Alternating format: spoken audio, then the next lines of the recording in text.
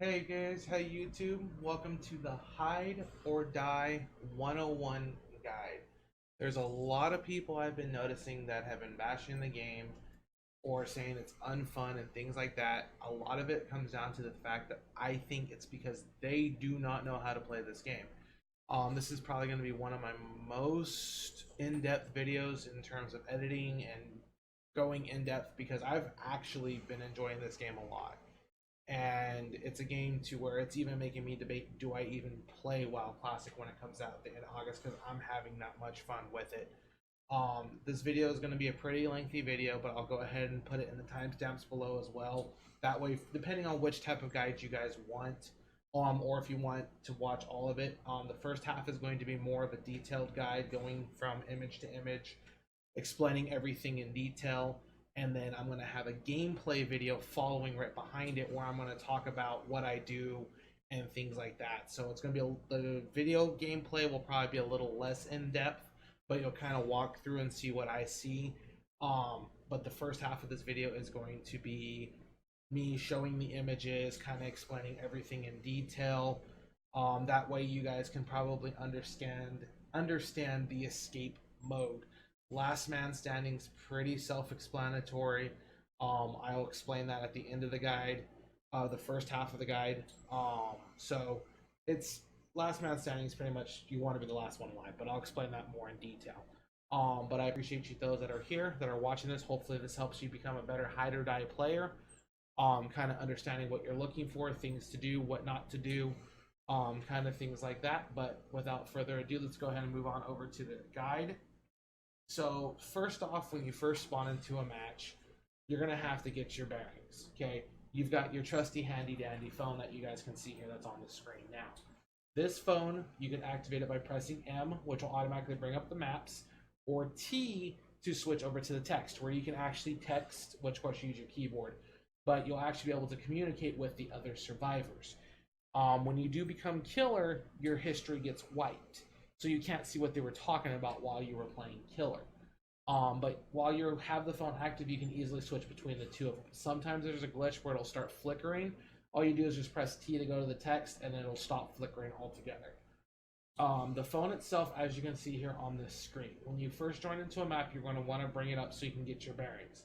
You're going to want to look for those yellow dots, which you can see at the top of the phone. Those yellow dots indicate extractors. These extractors, which I'll go into further detail, are what you want to go for to gain darkness. Okay, I'll go into further detail what those are for. Okay, so the yellow means they're inactive, the blues mean they're active. But the thing is, there's two different active statuses, which we will not know by looking at the map.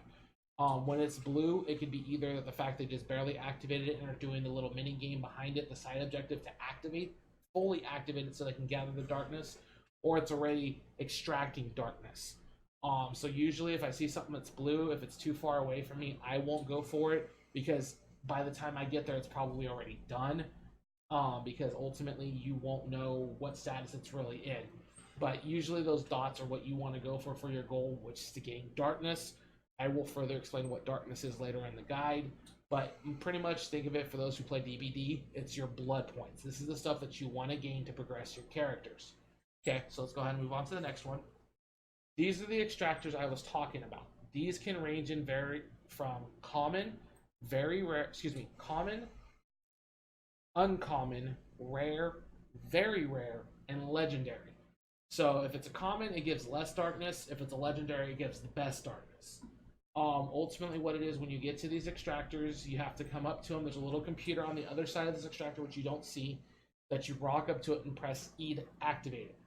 Once you activate it, one of the side objectives that I was talking about begins. What's this side objective? So it's one of two. It's either gas cans or fuse boxes. So if it's a fuse box, you're going to see on your screen where it's going to say, it's going to give you waypoints to go activate these. So you walk up to these things and you press E. It's going to open up this fuse box and you're going to see this in front of you. Okay, it's going to be from 0 to 9. So what it is you're going to see the greens and you're going to see the reds. You want to make sure all the numbers are green. So to do so, you press the corresponding number. So you would press 5397164 on your keyboard. You can either use the keys on top of your keyboard, or what I prefer is the number pad. because I've used a calculator at work all the time. So just type it in, it's pretty quickly. You have to do 3 different sets. Once you complete 3 sets on this box, then you can move on to another box. Each extractor requires 3 of the objective. So if it's activating 3 fuse boxes or carrying 3 of these gas cans, which you can see in this image, over to the generator that's next to the extractor. So what I like to do is, because a lot of the time the gas cans like to be pretty far away from the extractor, what I would do is I would run up, grab the gas can, and you can throw it like you by pressing one of your weapon keys, or if you don't have a weapon equipped at the time, press either T or M to bring out your phone. So this way you can toss it towards the generator. So what I like to do is I'll like to grab one, like I'll go to the furthest point, grab one, and then toss it towards the generator, and then grab the next one. So that way what I'm doing is I'm working my way back towards the generator. That way it's less time, because if I go grab one, run back to the generator, grab one, go back to the generator, then you're using up all your stamina. Stamina is a limited resource that you have to kind of sit and wait for it to replenish. So using this throw technique has actually made the gas cans a lot faster than the activations. Okay, so once you get the gens, or the 3 fuse boxes, or the 3 gas cans to that, completed, what'll end up happening is, depending on the rarity of the extractor, it'll start sucking the darkness out of the air. The more rare it is, the longer it takes for it to suck the darkness required. So what is darkness? Again, so darkness are your points that you need to upgrade your characters, which I'll show you at the end of this guide. What these do is it allows you to make your characters stronger. You gain XP by doing things like taking gas cans to the fuse boxes, or not gas cans to the fuse boxes, gas cans to the generators, or completing a fuse box. So that's, you gain survivor experience. The higher level you are, the more perks you unlock for your survivor. For killer is the same situation. As you're playing the hunter, as you get kills or become the killer, because you get 300 experience for becoming the killer, and each killer has has an item to where they can farm XP if you choose to. And it'll let you get, but it's a lot easier once you get good at killing people. You get so much XP for just running up, killing people, moving on. And you can farm as you go too. And I'll go into further details about hunters here in a little bit. But ultimately what it is once you start the sucking of the darkness, it'll start kind of looking like this once it's complete. So if you see this little white area that surrounds, like it's surrounding me right now, that is the extraction area. So once the extractor is ready to start dishing out the darkness to you, you have to stand in this area to collect it. If no one is standing in this area once it's ready to start dispersing the darkness, it will not go down. It only goes down when there's somebody in the area. So ultimately what'll end up happening is you want to stand in this area, collect the darkness, and you'll start seeing your meter go up. And then once you reach about 120 or 130 darkness at the start of a match and escape, you'll start becoming corrupt. I'll explain that here in a second, but just that's kind of a goal that you want to reach. So the only extractors that will reach that in the very first extractor is green and above. Common extractors only give you like 75, not including the grunts, as you can see in this picture. That's give you like 5 or 10 each time you kill one if you pick up their orbs. So usually you need to get green or better to be able to start your corruption early. So what'll end up happening as you're gaining this darkness, you just stand in the area, you gain it, you gain it, you gain it. These grunts will come at you to defend this extractor. They're really no threat. You really don't need a weapon to kill them. You can just punch the living daylights out of them. They don't do that much damage as long as you make sure you are actually hitting back. Once you're able to get the grunts down, you get your darkness, then you can move on. You open up your map, go find another darkness extractor. Okay, so now in corruption, you can kind of see it right now on that little red bar down below. What this red bar is, eventually it will go from 3% and it will slowly tick up all the way to 100%. Once you reach 100%, you want to run towards one of those red beams. In escape mode, there can only be 4 killers on the map at the same time. So if there's already 4 killers, all beams will deactivate until one of the hunters runs out of their corruption. Once you're the hunter, your corruption timer will start decreasing back down to 0, You'll turn back into a survivor, and you'll have to wait for it to refill back up before you're able to turn into the killer again. So be weary. When you do transform back into the survivor, you get spawned back at the exact same beam that you actually turned into the hunter. So kind of remember that as you go. Okay. Now, once you do that, so once you say you finally got 100 corruption and you're running towards a beam and you're ready to become a hunter. Okay. Each hunter has a series of perks. I'm not going into an advanced guide explaining each perk, but you've got 3 different hunters that have 3 different skill abilities. The scientist, as you can see here, that my mouse is currently over, just when I took the screenshot. The scientist has an electric bat, which is just your melee weapon, which each killer has.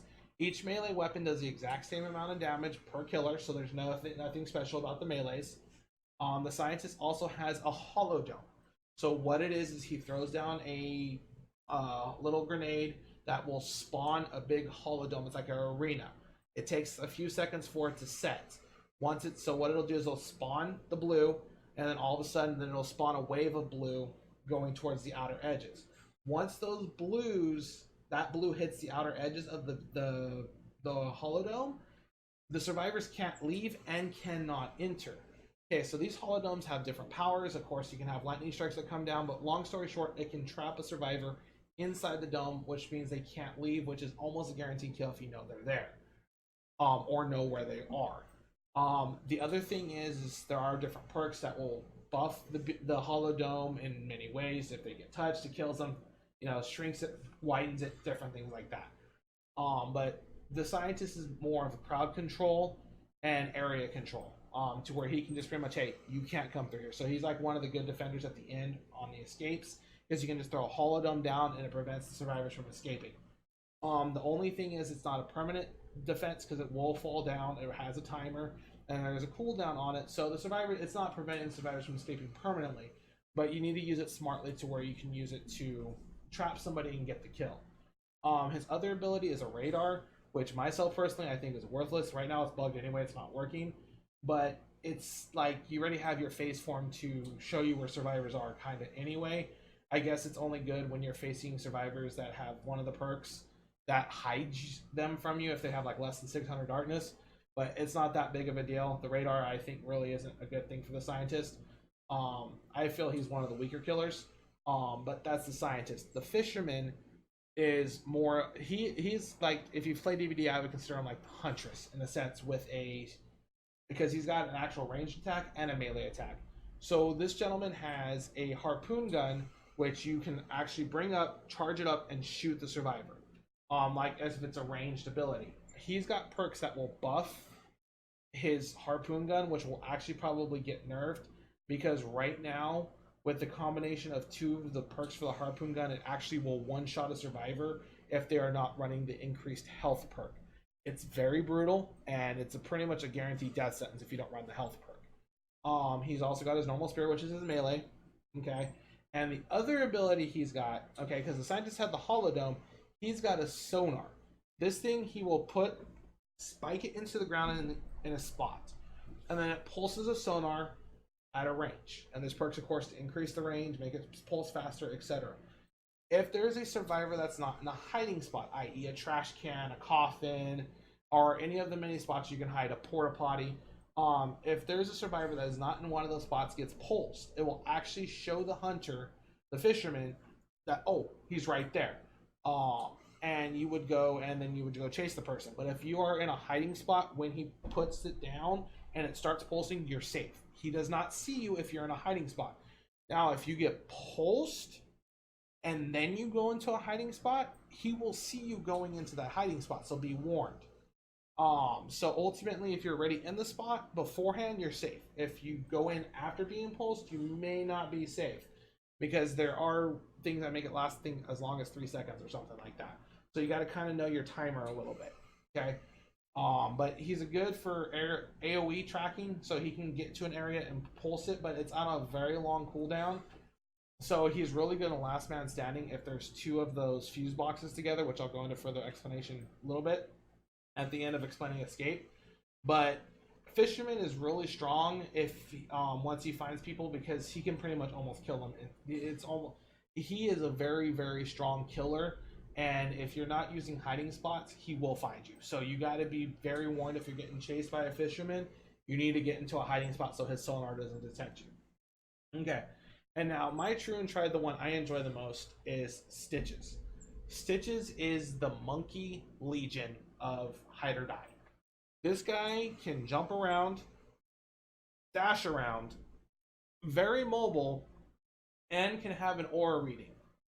Okay. So what the aura reading are perks. Okay, so Stitches is the very mobile killer, but he has very little health, so he's very easy to kill. So you have to use your mobility to your advantage by jumping around survivors, dashing around survivors, making yourself not a very easy target, and then landing your hits with your scissors. He is a very mobile killer. His main power is a little jack in a box. So what this is, it's like a little motion detector. I'm not really personally a fan of these things. I think they're a waste of time, except for when you're defending an area. But what it is that what he is he throws these jack in boxes onto the ground. If a survivor accidentally runs next to it, it'll trigger alerting me, hey, there was a survivor that went past my box. So kind of lets him know, okay, there could be somebody there, but it's really not that good. His true power is when you get to late game with Stitches and get a lot of XP and you get his true sight maxed out. This thing, if there's a survivor, so it pretty much works like the fisherman's sonar in a sense, but it's my vision range. So if, like, say for example, if I'm looking straight ahead, max ranked, it's like a 90-degree angle, kind of like this. Oh, hold on, look at the camera, like this, and it'll pulse out like 60 meters out. If there's a survivor in that area that is not in a hiding spot, it will light him up for me, and I know he's there, and I can dash right to him and go for him. But ultimately, Stitches is very mobile. He's my favorite because of that mobility. All three killers have their pros and they have their cons. Fisherman and Stitches, I think, are pretty neck and neck for strength. Because Fisherman can take a lot of damage and dish out a lot with his beefed up harpoon gun, and also detection with the sonar. But all killers have their advantages and disadvantages. But moving on from here, we're going to go ahead and go on and talking about what do you see as the hunter. Okay, so when you are the hunter, okay, so I've got this image here. When you press F to go into your phase mode, a lot of people do not know how to read this mode. So I've got two different images here that I'm going to show you. Two different images I'm going to show you here, kind of explaining it. It's very hard to see. Okay, so what it is when you go into phase mode, you're going to see a bunch of different circles, different wigglies, like you see right there on the right-hand side with that red. What you can probably not see, so I kind of took a yellow pencil on my paint and circled it. If you look very closely and you get close, you're going to see two small circles in that yellow circle. That tells me that there's at least two survivors. Could be more because, of course, they're so far away. Very far away from my location. How far away? Far. And then you've got the red one that's the darker red that's close by. Means he's fairly close, and I can go towards that area and probably get there within a few seconds. Not a few seconds, but a lot quicker than I'll get to the ones at the far circles. Okay. Now, this red that you see here, the darker the red, so this one's very faint and dark, means that they don't have that much darkness on them. There is going to be times that you're going to see a very bright cherry red on somebody. That means that they have a lot of darkness and they're the juicy targets you want to go for as a killer. Because if you can kill them, you're going to get yourself a lot of darkness for the kill, which also means that's going to be a lot of darkness points that you can use to spend on your particular killer or survivor, whichever you choose to do. Because the darkness points you can use for either one and further level up the characters. You can gain a max of 3,000 darkness each match. So if you can max out, beautiful. Because the darkness works really well in your favor. Because I'll kind of explain the end game of Escape in a little bit. But what will end up happening is you want to just keep gaining darkness. If you just want to stay survivor the whole time and keep running and getting collectors and just risk it that way from being hunted. Or occasionally, like I like to get some darkness from collectors, go turn and be a hunter, go find a juicy target, get more darkness, because you want to try to aim for the top 3 darkness count at the end of the match. And I'll explain that here in a little bit. Because if you can become the top 3, you're in a very dominant position to potentially get in 3k darkness and keeping it. So right now, as you can see, they got the little wavy lines, means there's the guy is kind of close by, so I'm going to run towards that. Once I get to him, it's going to go from the wavy lines to where now you can see the red outline of an area. So that means I'm very close on top of him. One thing that I do know, and I have noticed, is if they're running away from me with the server lag, of course, from response and stuff like that, I always used to think that, okay, he's in the dead center of the circle. He's got to be in the dead center. Well, the thing is, if he's moving, it doesn't update properly.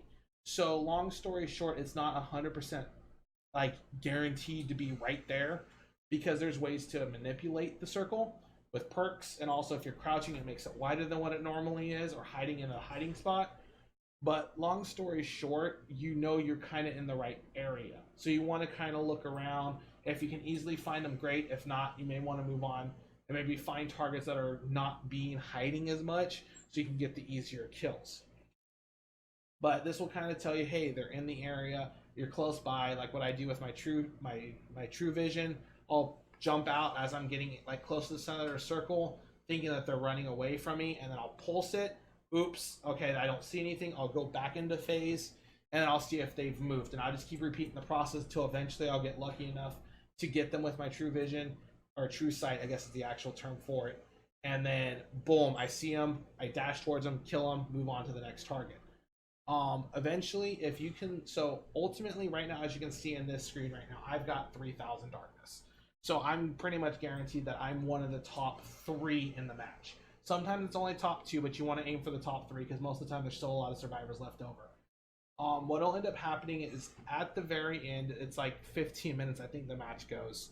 Then all of a sudden you're gonna start hearing this buzzer, and the escape gates will power up, which means now you can run to one of the 3 escape areas and leave. So what'll end up happening is once you start hearing those sirens, if you are in the top 3, you will get this icon, this thing that will pop up on your screen.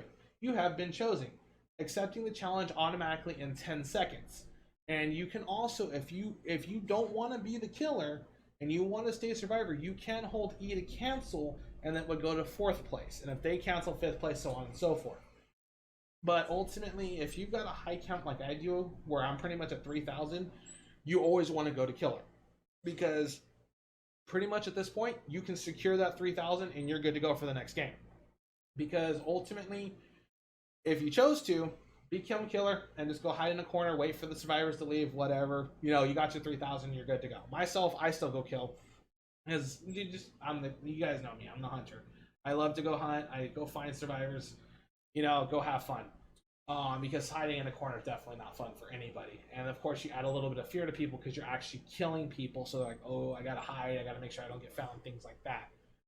Because ultimately, if you get kills as you're getting shot by people, because as the hunter, you can lose some of your darkness. Because ultimately, if they shoot you enough, you will lose enough health to where you get forced back into the phase mode for several seconds, and you actually will drop some of your darkness onto the ground. But ultimately, okay, yeah, they shoot you once to get you down. Okay, but if you're able to then turn around and kill them after that time, because you've gotten 1 or 2 hits maybe into them, then ultimately, boom, you got your darkness back anyway. You're back to 3,000. You're good to go. Doesn't really matter. Ultimately, most survivors take 2 hits. If they run the right perk, they take 3. If they have that perk maxed, they can take 3 hits, use a health pack, and then take a 4th hit or 5th. So it just depends. I haven't really fully ran into someone who's got it maxed yet to test it. But ultimately, it's a very good method. It's really good, and then it's pretty much that's hide or die in a nutshell. Eventually, once you get back to the main screen, after you collected your darkness points, like here's my survivor screen, because this is the one that I'm leveling up now. I'm actually currently leveling up that perk that gives me more health, that lets me take more hits. I've already got the max extractor perk that gives me more darkness per level while standing in an extractor. I sprint faster. Well, not sprint faster, my sprint lasts longer, which I have in the top left, and now I'm leveling the health perk. But what this does is, if you see here on the top right hand corner, I know it's really hard to see. I don't know if you can really zoom in or not, but pretty much you see in the top right hand corner, you'll see your survivor level, you'll see how many credits you have and how much darkness you have. So right now, to upgrade this perk to level 2, I need 4,000 darkness, which I do have, so I can click on that button, and it will upgrade it to level 2 for me. That's in a nutshell what the darkness points are for. You have to level. So for survivor, you only have to level. So play survivor, you'll level it up eventually. As the hunters, you have to play each individually to level each hunter up individually, so you can unlock their higher perks to be able to start purchasing their higher perks. But for survivor, it's one survivor and you're done. You don't have to level up multiple survivors because survivors in this game are skins, just kind of like DVD was. Um, Ultimately, that's pretty much what Escape is in a nutshell. What Last Man Standing mode is, Escape usually has like 26 players or somewhere around there. Last Man Standing is 16 players join in on a map, all as survivors. One random red beam will spawn, which you guys did see, one just randomly in the map, so that red beam will just spawn. First survivor to it will become the hunter. The hunter, just you eliminate people, you kill people as fast as you possibly can. When you do become hunter, though, you do need to be alarmed because there are going to be fuse boxes like this that are going to spawn. These fuse boxes, a survivor can go up to in Last Man Standing, and if they're able to successfully activate this fuse box, it'll take away 25% of your timer as a hunter. So ultimately what it is, it pretty much comes down to the last man standing. So eventually you're just going to play the tug of war battle. You're going to grab the red beam. Okay, you're hunter. You kill several people. You're going to turn back into survivor. Now you've got to hide as someone else has become hunter. And you just play the hide battle, or if you're able to get to the hunter beam before other people, grab the hunter beam, start killing people. And then when it becomes down to the 1v1 scenario, so in Escape, survivors have guns, weapons, things like that they can use. In the Last Man Standing mode, all they have access to are like the smoke grenades, the moleculizers, which will turn them invisible, kind of camo a little bit. As if they're in the wrong area, you can still kind of see the slight shimmer, so you can still kind of chase them, but sometimes you can't. And then tasers, where they can temporarily stun you with a taser. That's all they can carry until it becomes a 1v1 scenario. When it becomes a 1v1 scenario, guns will spawn on the map for the survivors to pick up. At that moment, it's kill or be killed. If the survivor can successfully kill the hunter, the survivor wins. If the killer kills the the hunter kills the survivor, the hunter wins. It's just kill or be killed at that point.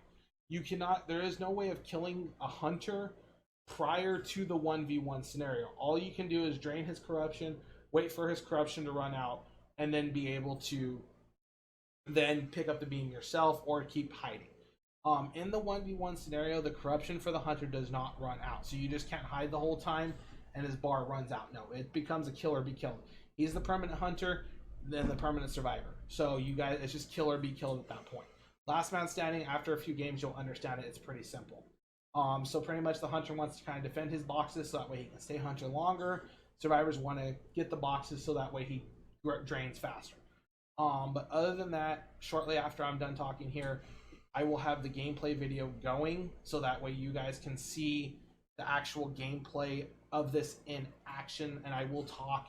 So either way, if you watch this detailed guide or if you skipped ahead and you're watching the gameplay video, I appreciate it.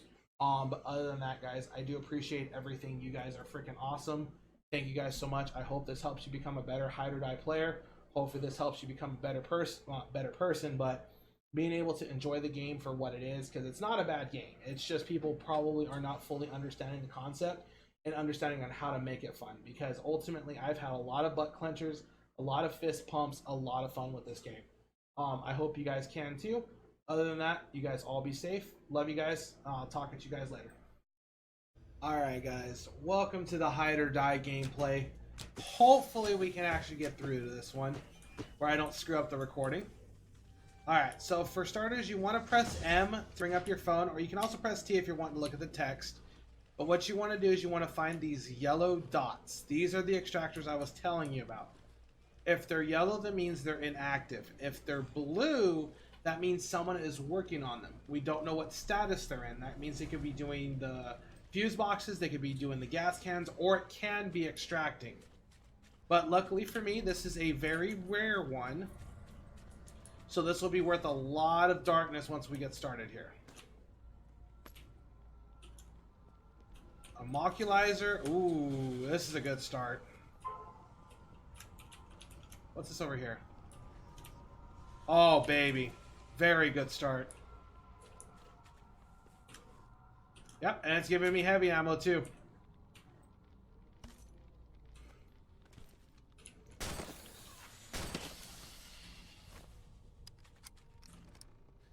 So I'll go after my fuel cans here in a second.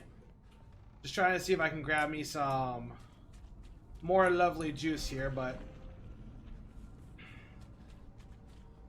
ain't working so well. But this guy's got the right idea. Toss your cans, and you're able to turn them in faster.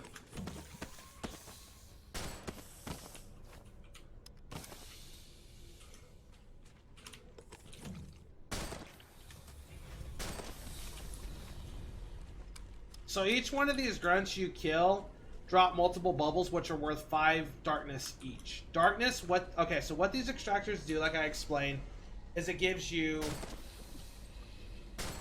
darkness, which you want to collect as much of this before the end of the game, because this is your progression stuff. This helps you level your perks.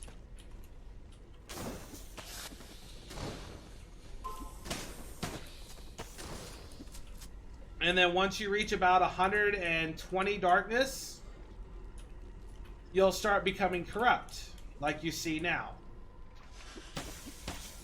Once corruption reaches 100%, I'm able to run to that red beam of light or any of the other red beam of lights in the map, and I will be able to turn into a killer for a short period of time.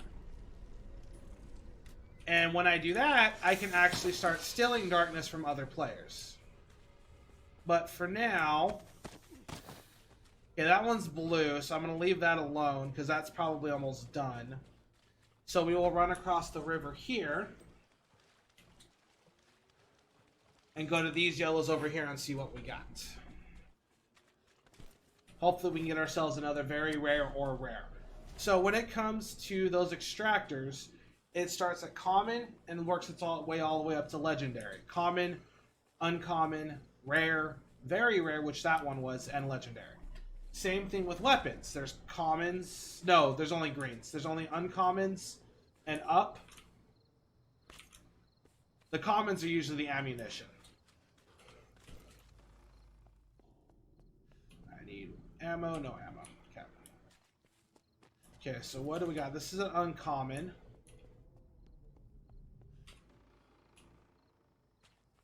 Okay, no good loot's in here. Alright, it's going to hit this up.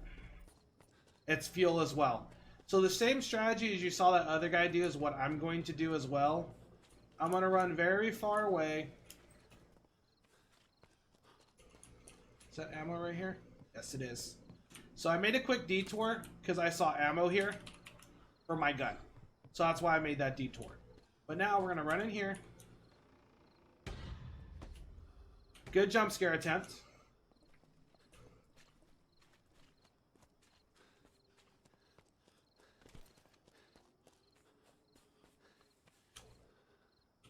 You know what?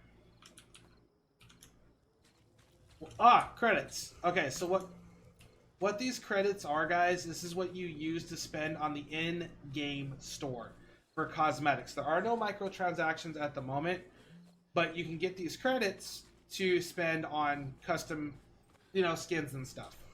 But for now, let's run over to the red corruption site, because I'm at 100%. And press E on it. And it's going to give you the choices of the killers that you can choose from. Scientists, fishermen, or Stitches. I prefer Stitches myself, so that's who we're going to play. So when you press F to go into darkness mode, you're going to see these circles. Okay, the brighter the red, the more loot they have. So this guy's actually got decent loot. So, and with it being wavy, it means I'm getting close. Those ones that you see in the distance that are those circles, it means they're pretty far away. So we'll go for this guy first. And now you see how it lands on the area now? That means he's somewhere nearby. There he is.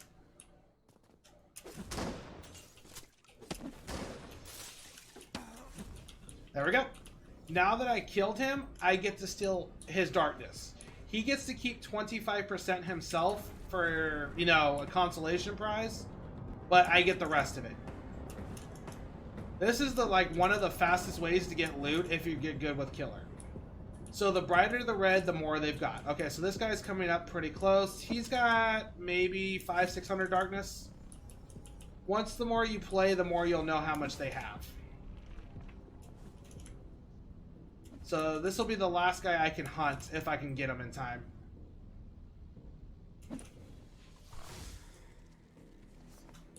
There he is. Lucky me.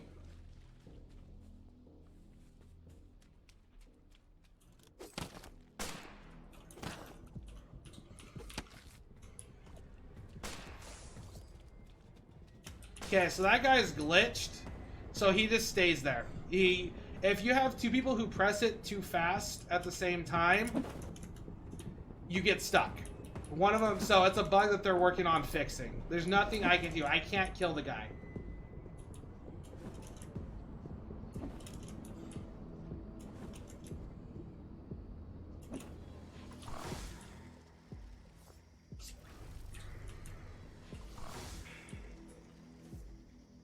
So even though I know he's up there, I can't get up there, so he's successfully safe for now.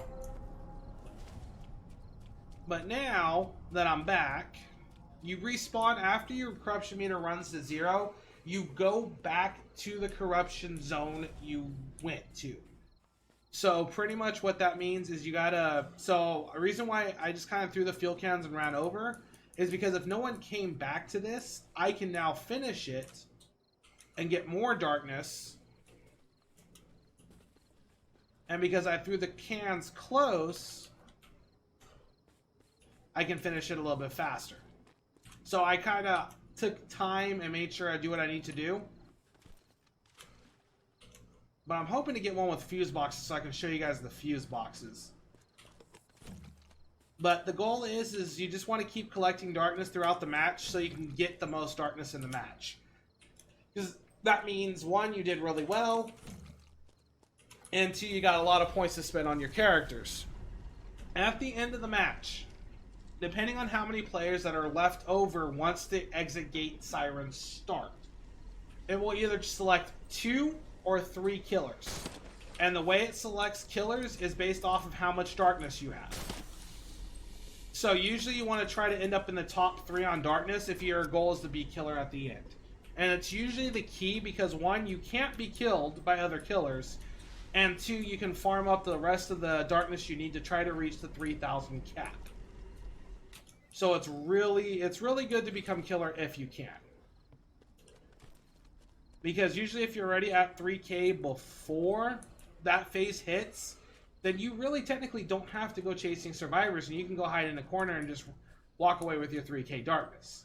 But for me, I just kill anyway. I don't care if, you know, I can get the kills so I don't lose out on darkness. I just take from other people. Okay, so here's the fuse panel ones. So for these, you just walk up to them and you press the red number. So 3810, 531. Okay, and you can either use the numbers on the top of your keyboard or your number pad if you've got your num lock enabled. On your screen, normally if you're playing, these numbers will appear closer to you so it's easier to read. I play with my field of view a lot bigger so I can see around me. Oh, these crates right here. These things. You can either spend darkness to open them, or if you find something called a crate key. These crates have legendary items in them. Not cosmetics, items that you can use in-game. Either it could be weapons, items, ... Okay, so I need to get back to my extractor. So as long as there's nobody in it, it won't actually, I'm not losing any of that darkness. But if someone's standing in it, then they're taking it from me and I have to hurry back right away. But because no one's in here, now I get to start getting my darkness. And it starts going down. And I usually wait until these guys are in this little square here. So that way I can just keep extracting them and gain the 5 each from their bubbles because they're inside the circle with me. It's kind of like, you know, just taking the time to multitask like you need to.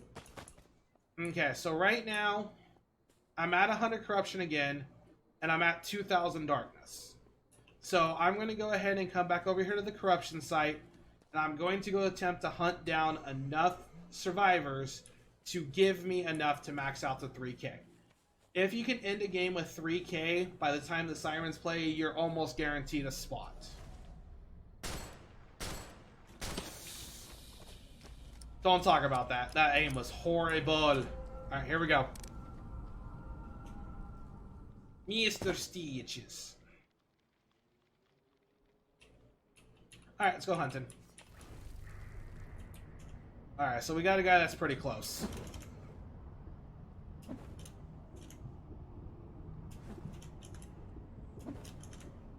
So the little wavy lines, good. See, and there's more people to my right, so I'm actually going in a...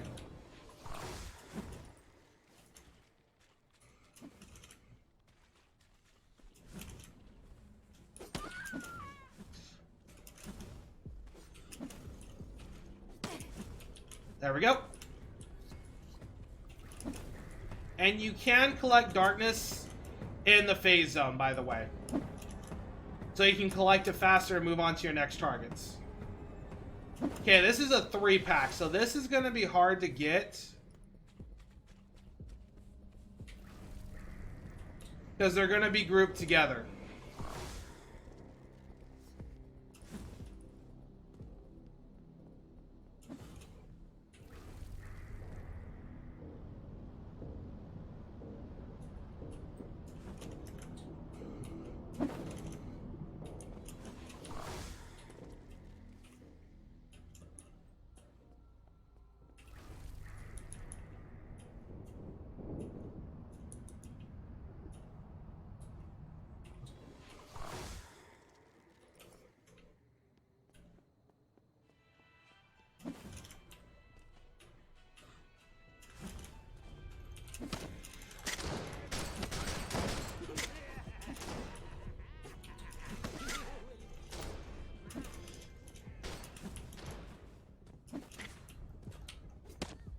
There we go.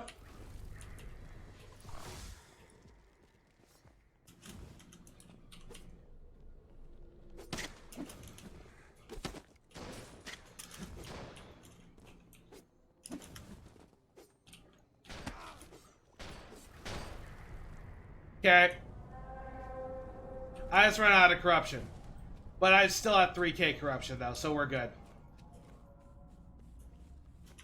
So right now, I'm at max corruption. So now I've got to be careful, because a killer, if he's in his phase zone, will see me as the brightest red possible.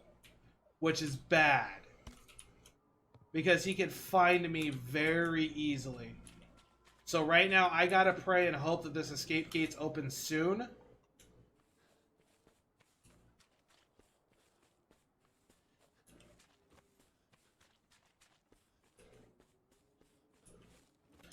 So I can become killer.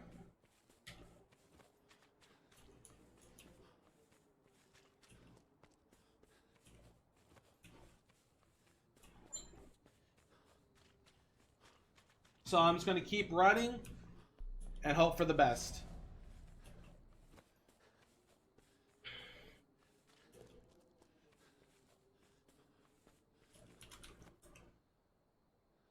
Oh, there's somebody right there. Oh, dear.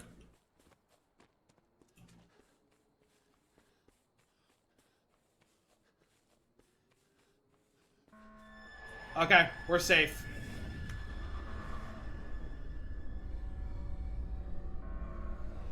It's gonna choose me.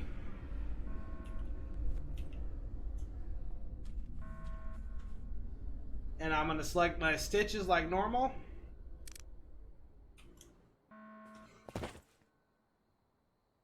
Boom. Because we were successfully the top thing, we get first choice of killer. Alright, I think this is the guy that's stuck.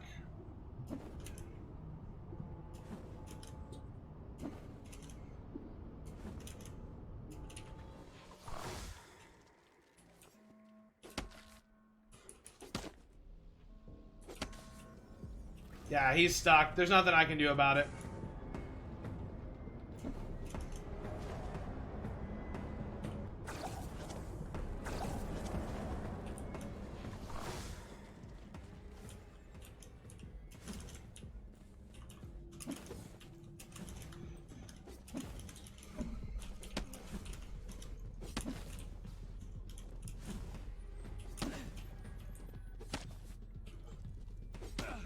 There we go.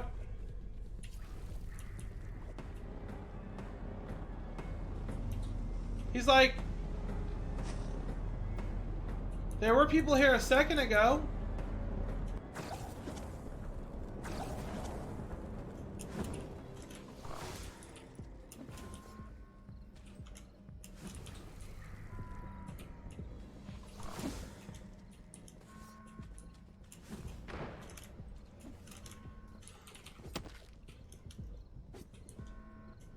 Got another one. There's one left.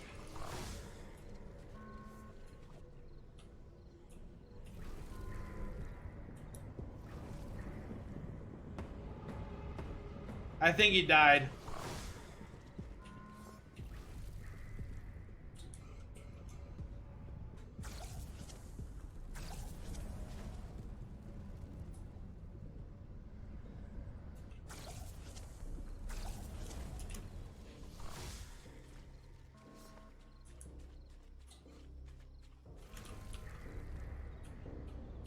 Okay, he's gone. But I end the game with 3K, so I'll take it. So pretty much the goal was, like, I had really no benefit to doing all that other than just padding my scissor kill stats. Where I've got 7 kills there, which is actually not too bad. But ultimately at that point, the scavengers just want to get to the end as quick as they can so they can get whatever darkness they've collected that match. If they die again, they keep 25%. But if they escape, they get to keep whatever they did gain. But other than that, that is pretty much what escape mode is. That's a pretty good rundown of what's going on. So pretty much common items do less damage, legendaries do the most damage, and for everything in between. Of course, scaling. The credits you do find also can have the common to legendary values as well. It's pretty straightforward and simple. It's pretty easy. The darkness that you do get, what you do use it for is to upgrade your perks. So, like, for example, my health boost, my survivor now has 25% more health. I have 5k darkness points, so I can go ahead and upgrade this. So now it'll be at level 2, and now my survivor has 25% more health. Level 1's enough to let you keep, to be able to take 3 hits. Level 2 allows you to eat up a little bit of the fisherman's poison. And then level 3, I haven't unlocked it yet, but you do get a health pack that will give you back a chunk of your health. So I believe that means if a killer's chasing you, you can take up to 4 hits at one given time. So it's actually a decent amount of damage. But other than that, guys, that is hide or die in a game nutshell, gameplay wise. Of course, I probably went a little bit more in depth with the guide. But other than that, guys, I thank you guys so much for watching. I hope you guys enjoyed. Love you guys. Have a blessed day.